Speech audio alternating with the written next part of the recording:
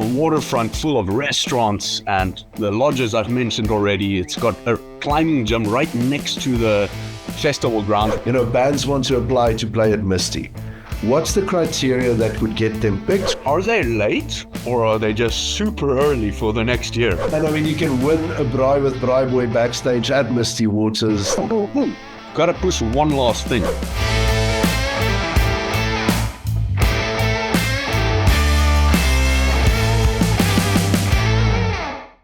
Jeremy Loops, Prime Circle, Cardensoid, The Narrow, Springbok Newcals, Van Pletsen, Arne Karstens and Albert Frost, Hellcat, Zaan Sonnekes, The Black Cat Bones, Radio Kalaro Orkes and Jangle Akkedis, Bason Loopser and The Violent Three Beasts, DeFi Theory, Jacob van der Merwe van Bitterinder, Black Heidi, Lefo Kalori, Betty's Nuclear, Doom Fairy, Monkeys, 3 and 7, Sarah Jade, Rita and Annie, Kenny Hughes, Bason Lost, Borderline Birdies, Russian Dolls, and No Baas de Beer. That was a mouthful. Welcome back to the Baascast Briefs. My name is Baas de Beer. I have with me Dian Rosslee, Misty Waters Organiser, and just overall the coolest guy that I currently get to talk to about the coolest weather that he's sitting in and also a small little festival in Secunda. Yeah, right now we're at -2 degrees Celsius. Where sitting here outside. Sitting here in Connecticut, just around the corner from New York City. Sitting in my pluckies because technically it's supposed to be good weather now, but braving through the cold, and I'm looking forward to flying to South Africa next week, 1 week to go, and then I'm back in my homeland. Dude, well, I must say, in keeping to true form, I was freezing last year at Misty Waters because no one told me that it's going to be coat and I need to wear something like a jacket. So I was like sitting there in my shorts and a little t-shirt and freezing. And, you seem to be well adapted to the weather with your pluckies there. Yeah, we gotta be. If you're waiting for better days in this American weather, then you're going to be waiting for long. I mean, it's 6 months of utter cold. And only a couple of months of good summer vibes. So we take it as we can have it. It's, going to make the best of it. The fact that you're flying in for this festival, especially from the United States of America, right, must already tell people that Misty Waters is a thing that will not be missed, especially not by the organizer. Oh no, there's nothing holding us back. Trying to fly with the newborn baby as well. We're just not letting anything stop us. We said, we've got a new baby, still going to Misty. If it's going to be trouble flying, we're still going to Misty. Has to happen. The kiddo, by the way. Thank you. He's going to be our youngest Misty Waters fan, sitting around at the festival with his protective earmuffs, trying to listen to the music through that. I want to know, how long has Misty Waters been running? Misty Waters started in 2017. So this would be 2017, 2018, 2019, 2020 was a dud, so it was 2021, 2022, 2023, 2024, and number 8, 2025. I love going big. Listen, Misty Waters 2025, number 8, as you say, and the whole lineup that I just rattled off sounds insane. But if you had to tell everyone in one sentence or less, what is the biggest reason why Misty Waters 2025 specifically cannot be missed? Well, we've definitely got the biggest lineup that I've seen of any festival in the country at this point. It's insane. We've gone big, rather go big. We don't want to go home, or I'm going to go home, but that's one of the big reasons. And as always, Misty Waters is it's a splendid weekend. It's going to be a long weekend, so there's no reason for worrying about your Monday bubbelas, because Monday is Freedom Day and it's a public holiday. You get to camp for a very low price for the whole weekend, experience all those brilliant acts you mentioned at the start, for only 790 Rand, or you can upgrade it to Kampuasa camp spot. We've got so many different options. We've got hotels to be staying at. We've got lodges to be staying at. And even if you're camping, you're never slumming it. We've got lush green lawns. We've got beautiful ablutions. I mean, even got baths in the ablution area. Beautiful ablution. So even if you're scared of festival slumming it, it's still a hint of luxury that you can still have a good time and be clean and not be full of mud it's brilliant. And we've got great stuff planned. Like, as always, we light the Misty Waters sign at night during one of the shows. This year, we're going to shoot it with an arrow. That's going to be a very cool scene to watch. So apart from the awesome music, we've got drumming circles. Klitzras is coming in with a drumming circle that you can take part in. We've got all these beautiful vendors and fire poi dancers. It's going to be a spectacle. So there's nothing to be missed. And the one thing that really stands out about Misty is everyone with a weekend pass is a VIP, because everyone can chill in the VIP area at the Wilgelapa, have a couple of drinks, see some of your favorite acts or performers, artists, and have a chat with them. It's just such a close and personal experience. No, I must say, you said a whole mouthful there. That's the longest one-sentence summary I've ever had. But, dude, I must say, first thing first, I am so happy that you decided to go for someone firing a freaking arrow to light that sign. Because last year, I was freezing my nuts off on behalf of the poor bloke that went into the water to light the fires. Yeah, that's always a mission. Sorry, that's not a space where you want to be, in that water at like -3 degrees. Yeah, we have to put our bodies on the line for Misty. I mean, it only comes once a year. You have to make it special for everyone around you. And believe it or not, even if it's freezing, you have to jump into that water. It's always worth it. Your heart warms so much. And then right after that, your whole face warms as you light that sign. Yeah, I'm more about to... I think you become... what's the word? For a while. Listen, the one thing you mentioned is the fact that you can camp, you can have hotels and all the nice things. But to be clear, your hotel camping is not like the Opikopi Hotel was. It's not a 0.5-star hotel. It's actually proper hotels with...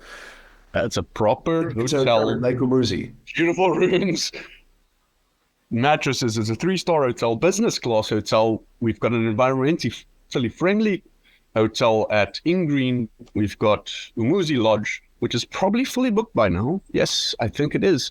And of course, you come camp with your caravan at Campo Ossa as well if you'd like it, because you can make your own hotel.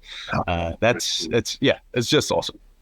Well, I mean, just as a side note that you and I spoke of before, and now we'll still announce the thing officially, but apparently Bryboy and myself will be judging campsites at Misty 2025, right? Oh, yes, that's the latest news. We're going to hit that promo out quite soon. Bryboy is joining us. If anyone knows Bryboy, quite a famous braaier in South Africa, and he's going to be running around on the Friday night, judging the night themes of all the campsites. And in the morning of Saturday, going to be judging your look. If you've got beautiful flags or cool couches or just the whole setup and how electrifying it is, how festive it can be. Going to be judging that. And in a very friendly based on the criteria. Excuse me? We'll judge in a very friendly way. I mean, in a friendly way. Bribes will not be accepted, especially not if they come in small little glasses filled with alcohol. That's complimentary. And I mean, you can win a braai with Bryboy backstage at Misty Waters. That's going to be a sick one for you and a couple of mates from your campsite. We'll still hash out the details, but thanks for that, man. That's going to be fun. That's going to be awesome. We need to get to the lineup. I mean, I rattled it off in the beginning, but there's a couple of artists, I mean, that I just have to highlight because my heart personally is a lot more, I reckon, with the lesser known acts. I mean, to name Jeremy Loops, Prime Circle, Karen Zoid, The Narrow, everyone knows them. Springbok Nude Girls, super famous. From Blitzen, everyone knows. But I mean, there's a couple that I want to be standing still at that I want to ask you specifically what the reasoning is and why you love them, why they are playing Misty. Because I happen to know that you have a personal input and you are personally involved in choosing every single act, if I'm not mistaken. Yes, in choosing the acts, it's me and my wife Lisa. She picks out these golden tickets for me to listen to, and then we decide together about who's adding these up and comers. And she's found some brilliant ones. What's your criteria if you take a look at, bands want to apply to play at Misty? What's the criteria that would get them picked? What would get them maybe, let's wait for them for later? All right, all depends on how I first start setting up the main acts and the flow of the festival. And each artist, there's so many brilliant artists, and each one has got their zhuzh that just works with the flow of that particular day. Earlier in the day, get some bit more upbeat and fun, light, folky, bluesy vibes, and that moves into the headliners as it bowls. And as you're at that peak, I'm keeping that peak and keeping it with the rock. And therefore, after all these headliners, you've got like harder rock music that pushes things through. It all depends on what that particular day's headliner's theme is and how the next one matches. So, yeah, the criteria comes to, is it good listening? Usually it is. Do we get excited while listening to it? And do we want to start shaking around while listening to it? And then, yeah, how does that mesh in with the entire bowl of the day? I like that because that also gives bands solace to know that if they don't get chosen, it's not because you think they're cuck. It is, Nope. well, not necessarily. I'm pretty sure. I mean, I've booked festivals and I've booked lineups for events, and you do get applications from bands that are really not good enough to play yet, but I hope they do continue to hone their craft. But I think it's very important for bands to realize that sometimes you just don't get chosen just because you don't fit for what's needed. Yes, and it sometimes can also be, you can feel the enthusiasm as you see their activity on social media. If this band is really enthused about their music, if they're really enthused about their shows, and you always see a good vibe. I mean, those are all little bits of criteria that comes into play when deciding on the band. First of all, it starts with the quality of music and how it fits in with the day's build, as I mentioned. And then we get into the lesser music vibe, but more of what's the general enthusiasm when it comes to their public appearance. And that also helps along making those final decisions. But at the end of the day, there's so many great acts. I'm thinking of a few that I've submitted. They were awesome. Considered them, and it's just this neck and neck. Which one just works a little better for the act preceding it or the act following? And that one gets picked, and then we feel a little bit sorry for the band that was left out. But it's not that they weren't good enough. They might just move into the next year or so. And always keeping a short list and trying to keep things organized. Do you, because I know I do this pretty much every time that I do a booking, but do you take a look at a band's social media brand, what their marketing presence and potential is? Because I will acknowledge that, if I'm faced with booking a lineup and I have to choose between band A or band B, and band B happens to actually go to some great lengths to do marketing, I will choose them above band A because, it's still a business. That's where I came with the whole enthusiasm and social presence that I mentioned earlier. It basically boils down to, what is your marketing presence? But because that's what part of your side of marketing presence that we can see is your social presence or your social presence that we can see is that through your social media presence. And that does play a factor.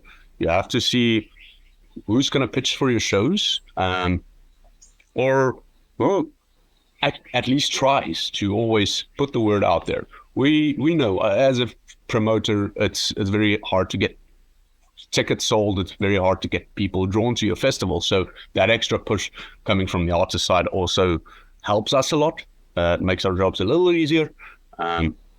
And we don't have to hammer you for later promotion once it comes to the hype of the festival, like this last month, you have to, you don't want to be like poking every second day. Hey, where's your shares? Where's your shout out videos? Stuff like that. It's small things like that all play a role, because let's be honest, it's still a very practical business setup where you want good communication back and forth, and that again, another part that plays a role. How good is your communication with us as the organizers? Is it easy to communicate? Is every email you send going to be cryptic, or we have to follow up with the next and the next and the next? How easy is that communication flow as well?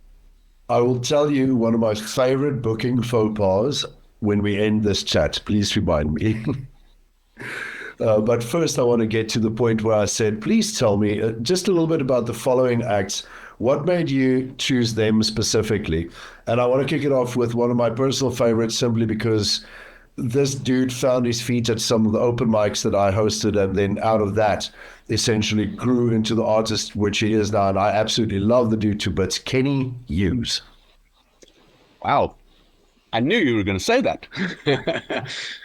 Well, Kenny Hughes has got a lot of talent. I first came to know Kenny Hughes through his previous band called Blackwood Frida. Now, if anyone has been a Misty buff and seen all of the lineups and been to all the festivals, they would recognize that in 2018, Blackwood Frida played at the festival. I was still relatively new in the organizing realm, and yeah, it was a pleasure dealing with him. And his band, Blackwood Frida, was amazing on stage. Got a lot of good comments from people around me saying, "Who's this band? They never heard of this band." And since then, I've seen Kenny Hughes. Well, Blackwood Frida dissolved, and Kenny Hughes was doing his own solo shows. And I've been seeing him across social media. There again, the social media presence, and know that he was a good artist. So, yeah, he's got brilliant soulful music. If you listen to it, it seems like, oh, it feels like I've heard this before, even though you might not have heard his music directly, but it feels, what's the word? It feels recognizable. It feels familiar. It's comfortable to listen to. It's comfortable listening. And it does have it's got this soulful blues, but it's got a little bit of a bull and something to move your hips to. Then, I mean, from Kenny Hughes, which is an artist that I happen to know very well, to someone that I'm curious about, because this is the first time I think that I'm hearing their name. And I want you to tell me a bit about them. Betty's Nuclear. Did we schedule the names you're calling? Because as you're starting to talk about the guys, it's the name pops up. I'm like, oh, he's going to mention this. Betty's Nuclear, great, great plug for them. It's also a great band, really nice. On the rock side, it's going to keep us going after Springbok Musicals have played. Interestingly enough, after we booked them, realized, oh, but they just recently opened for Springbok Musicals. Now Springbok Musicals is opening for them. No way, that is pretty cool. I look forward to doing that, because you know what? I go to festivals for bands I don't know, because I mean, I've been in the industry for a bit. You've seen all the bands, and I love them all, but it's so nice to see young bands. And the next one, I don't know if you're going to think that I'm going to talk about them, but it's a band that I just love their entire social presence as well. And they are part of sort of a collective feel in Pretoria, Joburg side music. And the excitement of life just invigorates me. Le Focolodi. Morning. Don't know if anyone saw that amazing shout out that Le Focolodi did. Really something unique with Zaza, the little pet duck, and that whole really breakdance move to do his shout out. These guys are just insane. I mean, it's like your proper punk bands. It feels like you're back in your early 20s when listening to their music and you just want to shake and rock out. And got really good lyrics, really like socially driven lyrics about what are our struggles in our daily lives, and they just hit it to the point, and just there's no holds barred biting punk music. Awesome. The way punk's supposed to be done, and not Yeah. now. My last one that I want to ask you about, and again, I feel very specially connected to this because stuff, and it's just so cool. Doom Fairy. Doom's very interesting point. Now, one of my most exciting acts that I'm looking forward to would be the Narrow, because you don't see them so often, since some of the band is living in New Zealand. I mean, every show they play, it's like it might be their last show. So if anyone knows the Narrow and lead singer Hanu started this new project called Doom Fairy. Now, I don't quite know how to place the genre. It's just something of its own. Gives a little bit of drum and bass vibe, but it's still not exactly that. It's like if drum and bass electronic had a baby with metal, and that's what you get when you see Doom Fairy. Almost trappy. I can't explain exactly where they fall in, but it's something very unique, and that's gonna be the show that just pushes us through the night at the very last of the festival on Sunday night. After all the shows are done, they're going to push us through midnight, and we're going to have a great party when they go on. Well, I mean, that's my last point as well. It's like you reading me. Last year's festival, thanks for that, by the way. I really look forward to seeing Doom Fairy, and I'm so stoked that I'm getting to do that. But last year, the festival ended the Sunday morning. You had a couple of last acts like Tidal Waves and So Play, and then it was a lovely morning, and then everyone left to go home. This year, you are back at your format for having a proper lineup, the Friday, Saturday, and full Sunday, and people only need to leave on the Monday. Yes, and of course it's just how our days work out and when the public holiday falls. Last year we didn't have a public holiday. I think the public holiday was on a Saturday, so it meant a short weekend. This year, brilliant long weekend. We always try and use that extra day as a nice rest day. As I mentioned earlier, nobody wants to push through midnight and still have to go to work the next day. So this year we've got the Monday as a public holiday. You're going to push through midnight. You're going to have a great rest, whether you want to stay and chill at camp for a little while longer and only leave later in the day to go home, because nobody wants to leave the mystique of a festival. It's like your mindset just goes on, where's my worries? Where's my, I don't know. It feels like you're going on a long month holiday compressed into a weekend, and everything else is forgotten. And that's why we've got the long weekend, nice starting on Friday at 5 o'clock, going all the way through the night. You're going to have a good rest, starting again at 12 midday, pushing through midnight on the Saturday, then doing the same thing on Sunday, and then you've got this chill rest and just bask in the awesomeness that was an amazing weekend of Misty Waters. This really shines a good light on Secunda and the area. So I basically want to end this by saying a big shout out over, listen, if you thought that Secunda is only about, I don't know what else is in Secunda, it's just not what I expected when I went to a Secunda music festival. Whatever you think it is better. Yeah. Now, as you know, since you've been there last year, I mean, Lake Umuzi, it's this little oasis in the midst of Secunda. I mean, Secunda is known for Sasol, the big power plant, and most people in the area either work for Sasol or companies that have some connection to Sasol. But Lake Umuzi is this oasis in the midst of this, in the middle of nowhere town or city, town.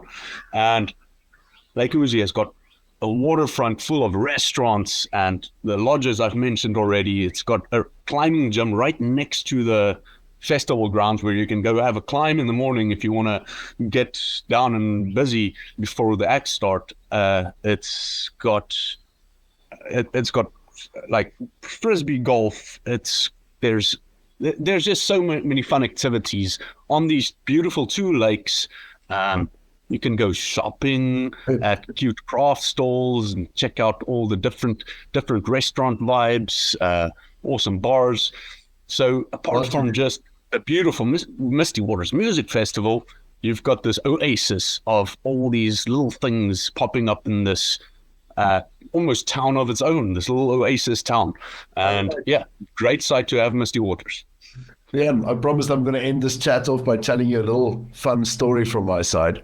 And just to bring people to realize what event organizers deal with. A couple of years ago, I was working on a different music festival, and you'd reckon the latest that a band would apply for a festival is like a week or 2 before the festival if they're really short-sighted, right? Oh, I was dealing with the social media for this festival, and it was the Friday. We are on our way to the festival. We get a message from a band that said, so they just got in their vehicle from Durban. They're on the way to the festival. What time can they play? And I thought, sure. Not booked yet. Not booked yet. Festival doesn't know they exist. They're just on their way. They want to know what time can they play. And I thought, surely that's going to be the latest. Fast forward a month or so, working on a different event, and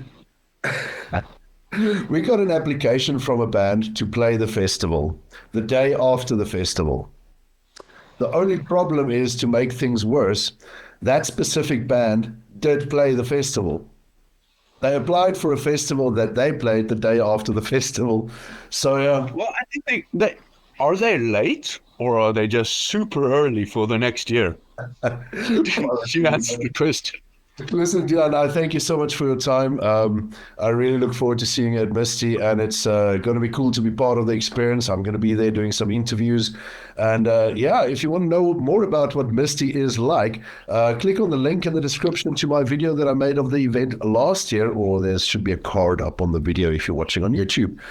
Thanks, Dian. Really appreciate your time. Gotta push one last thing. So, today is the 9th.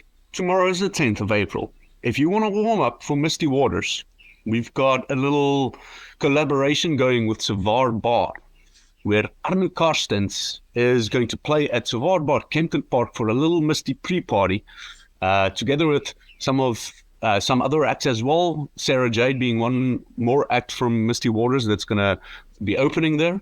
It's going to be a lekker evening. If you're in the area, get to Stalk Baas Kempton Park. And there's some Misty Waters ticket specials going as well, where if you buy your ticket there, you get some vouchers. Check it out as well. When is this event? This is on the 10th of April at Stalk Baas Kempton Park. This will not be going out before then, eh? Ja. So, ons het 30 sekondes nou gaan die ding afsny, so goeie greeting gou just to cheers. Thanks for having us, Baas de Beer. Get your tickets for Misty Waters Music Festival. You're definitely not going to be regretting your decision, because it's going to be the best event of the year.